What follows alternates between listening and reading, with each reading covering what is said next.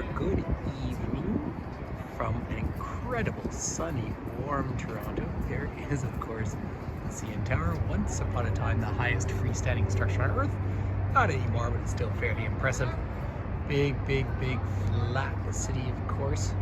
This was all built in one giant, continuous pour.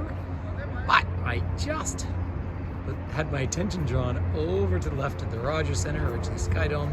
The roof was open, and obviously I think the Blue Jays are playing. That's baseball, and I heard a big cheer from the crowd, so that's fun. But this is my afternoon, evening here in this fine city. Back doing both a live tour and some virtual tours. In the distance there is CBC, the headquarters of Canadian Broadcasting Corporation, Radio Canada.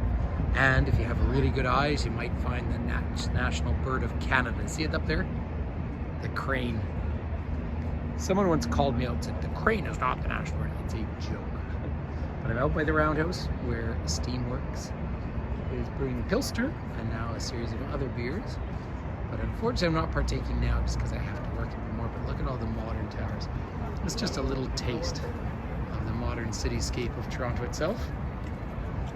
I haven't been back here for, well, a year and a half because, of course, the world had a pandemic apparently.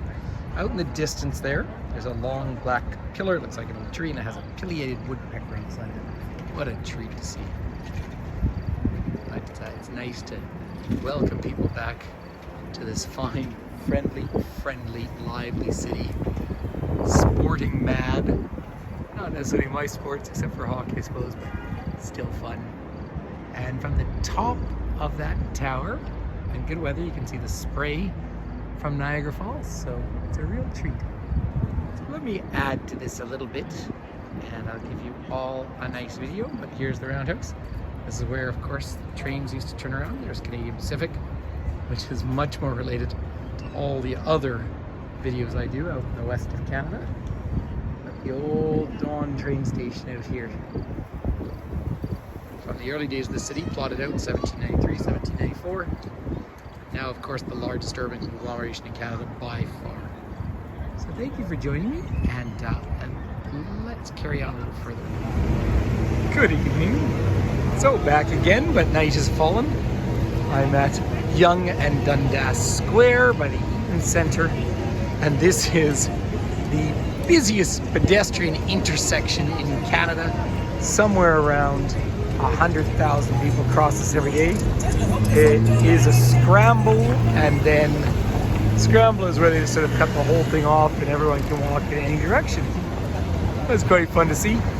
If you grew up in Canada, you probably grew up thinking, because it was in the Guinness Book of World Records, that Yonge Street was the longest street on Earth, starting in Lake Ontario to the south and going all the way to the Manitoba border, and finally that was corrected because it connects to Highway 11, so it's not exactly that. It's 80-something kilometers up to Lake Simcoe. Name Simcoe comes all over. Look at that advertising for Kananaskis where I'm from the Rockies. Noisy car. But the vibe of the city is a blast. The mix of people is fabulous. This is all part of Ryerson University up here, which will have a name change soon. Here's the scramble, so just for fun, let's walk out. There you go, you're looking 80 kilometers north. I just thought it'd be kind of fun. Now, I just need to do one more little venture to call this a fun little quick YouTube visit to Toronto. Sorry if it's trembling a little bit, but thanks for joining me.